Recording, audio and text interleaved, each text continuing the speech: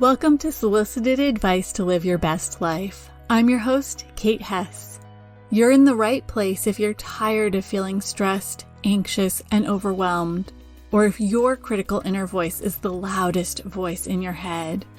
Join me each week for actionable, healthful, and healing habits based in mental and emotional hygiene practices to help you turn your self-criticism into self-love.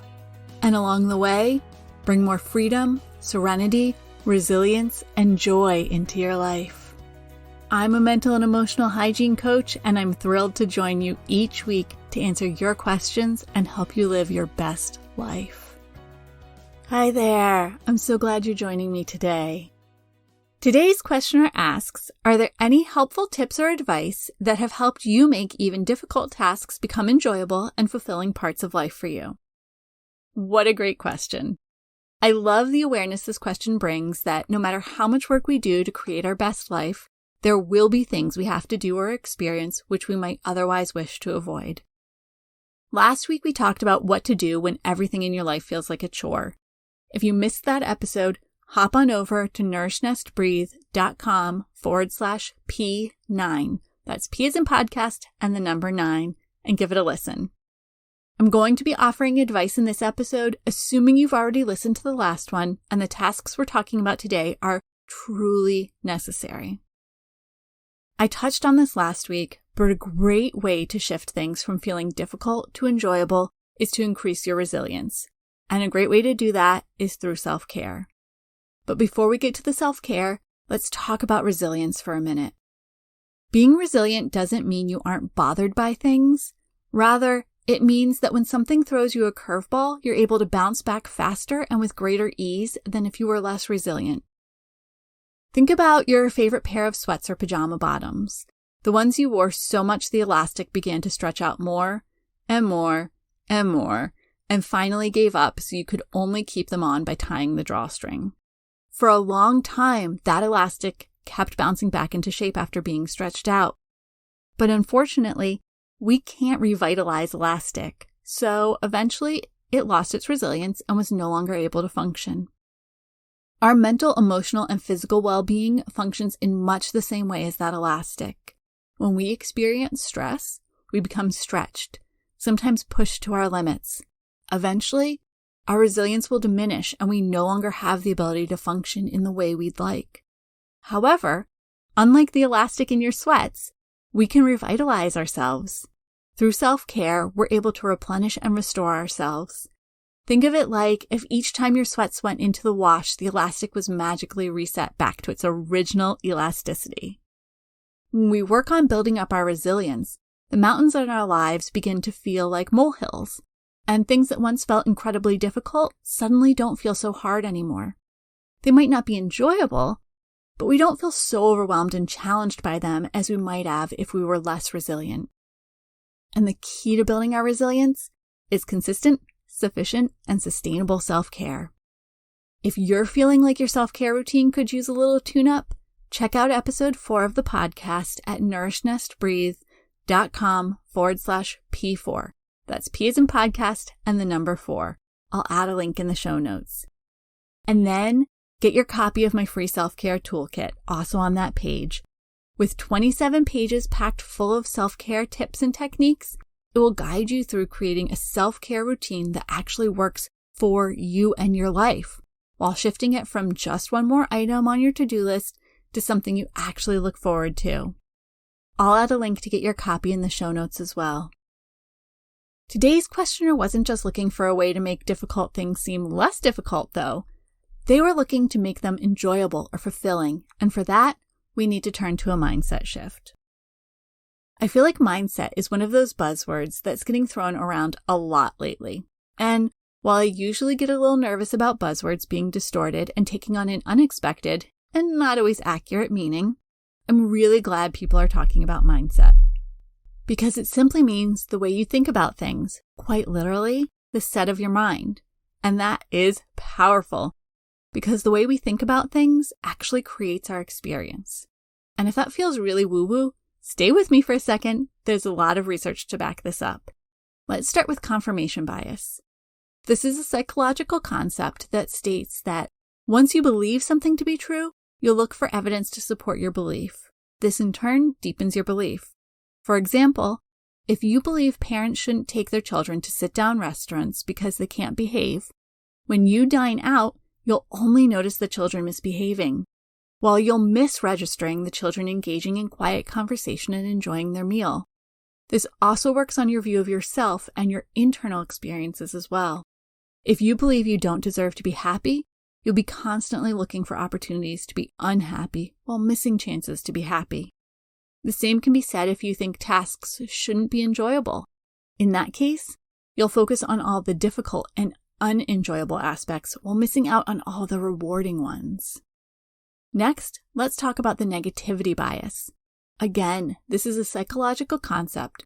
We're more likely to remember negative experiences than positive ones, and we're much more likely to have negative thoughts than positive ones. Just like with the nervous system, our negativity bias serves a survival purpose that hasn't caught up with the pace of the modern world. When most of the things we encountered on a daily basis were trying to kill us, think apex predators, poisonous plants when we were gathering much of our food, and people from a rival group, it was to our benefit to always be on the lookout for danger. It kept us alive. However, in the world we live in today, most of us are much less likely to encounter dangerous situations and much more likely to have positive experiences. However, we still find ourselves focusing on the negative. And then let's combine these two with studies that have found 40% of our happiness is determined by our thoughts and actions. If we're constantly focused on the negative side of things, that means we're skewing that 40% away from happiness and enjoyment. So let's talk about what this all means in our actual lives. If you believe something will be difficult, chances are it will. And if you shift your mindset to believe that it will in fact be enjoyable, then chances are it will be. For my entire adult life, if you asked me how I felt about rainy days, I would have told you I wasn't a big fan. In fact, one of the big selling points when I moved to Arizona was the number of sunny days and the lack of rain.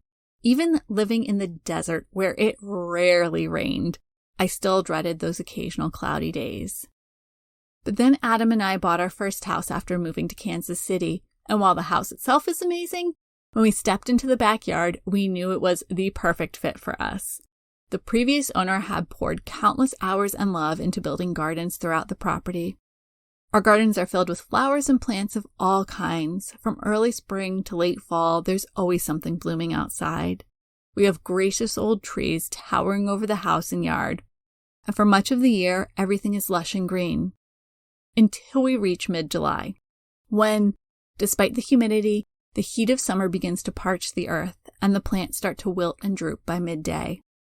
I have to go out each morning and each evening to water the vegetables and any other plants which appear to be at a critical thirst level. Our first summer here, for the first time since I can remember, I'd hopefully search the weather forecast for predictions of rain, because for the first time, rain didn't mean an absence of sun. It meant a break and nourishment for the plants, a chance to get a much-needed drink of water and respite from the hot sun. Gray days now make me hopeful. Fingers crossed that they bring a bit of rain with them. I still love sunny days. The bright, cheerful sun creates rainbows on our walls, and it makes the drops of water the birds splash out of the bird bath sparkle. And it also feeds the plants. But I love the cloudy, rainy days now too. The world around me didn't change. I did. I shifted my mindset, allowing myself to see the positive aspects of something I'd always resented. So thinking of a difficult task you're facing, is there some way to shift the way you approach it so it becomes something you look forward to instead of something you dread? Here's another question to ask yourself. Does something have to be difficult? Recently, I've been working to remove the word hard from my vocabulary. In the past, I might have said the process of self-discovery was hard work, but I've come to realize that means I'm setting an expectation for myself. Maybe instead, the self-discovery process can feel easy or joyful. But going back to that confirmation bias, if I think it will be difficult, chances are it will be. Another way to look at this is to focus on the why behind those tasks you'd rather not do. We covered this in depth in episode 2 of the podcast. You can listen to that episode and get the worksheet and discover your why at nourishnestabreathe.com/P2. That's P as in podcast and the number 2. To recap the importance of finding your why. When we identify and focus on the why behind the difficult tasks we're facing, we lift some of the heaviness from them. They cease to be something we have to do and become a means to an end. Even if you enjoy the process of getting from A to B, you're much more excited about the journey when you're looking forward to arriving at point B. But if you're dreading the journey, when you're eager to reach point B, it makes it much easier to get started. And at this point, you might be thinking, okay, Kate, I get it. I've found my why, and I've worked on a mindset shift to reframe the experience from a negative one to a positive one. But honestly, we're still talking about scrubbing the bathroom, and no matter how much I love a clean bathroom, I'm struggling to make this fun. And I get it. Growing up, each person in my family had a chore. I actually volunteered to scrub the bathrooms, because after I was finished scrubbing them, I was allowed to use watercolors to paint a mural on the shower wall. It was usually gone by the next week, but I loved painting those murals. I don't really remember scrubbing the bathroom, but I do remember spending hours dreaming up designs and painting them on the bathroom. Let's take this a step further. For those necessary tasks that feel more like something you need to get through rather than something you might enjoy, try gamifying them. Think of Mary Poppins. Just a spoonful of sugar helps the medicine go down in the most delightful way. Here are a few options to try gamifying your chores. Can you clean the house in the time it takes you to listen to the current episode of your favorite podcast? Try putting on your favorite Pandora or Spotify station and having a dance party while cooking dinner. Break a chocolate bar into pieces and have a bite every time you complete a page in the report you're writing. Or plan a fun outing with your family or a friend as the prize when you finish a big project. Pick something that feels joyful, fun, or ignites your competitive spirit and focus on that, not the actual chore. The key ingredient here is making sure you follow through on any promises you make to yourself. If you don't, it'll be much harder to incentivize yourself the next time you try this technique. Okay, let's review. In episode 9 and episode 2, we covered how to review and trim your to-do list so you've taken off all the stuff that isn't really necessary. But even once you've done that, there will still be things you'd rather not do. To shift those tasks from difficult to enjoyable, build your resilience with consistent, sufficient, and sustainable self-care. Focus on mindset shifts to help you see the silver lining in these activities. Identify and focus on the why behind the task. And then gamify. Find a technique that works for you to take the chore from difficult to exciting. I'd love to know which of these ideas resonated the most with you. Which are you excited to begin implementing in your daily life to shift what were once difficult activities to fulfilling or enjoyable endeavors? You can always reach me at kate@nourishnestabreathe.com. My inbox is always open. Thank you so much for joining me today for this episode. Please hit subscribe wherever you receive podcasts. If you've got a question that you'd love to hear addressed on a future episode, please submit it using the form on my website at nourishnestabreathe.com/podcast. I'll include that link in the show notes along with links to all of the resources I've mentioned today. And remember, living your best life isn't about changing your life. It's about changing the way you show up for your life. Thank you so much for joining me for this episode of Solicited Advice to Live Your Best Life. If you enjoyed this episode, please take a moment to leave a rating and review wherever you subscribe to your podcasts. Your rating and review makes it possible for other people just like you to discover this podcast. And don't forget to check out all of my free resources at nourishnestabreathe.com/resources. I'm sending you a great big hug. You've got this.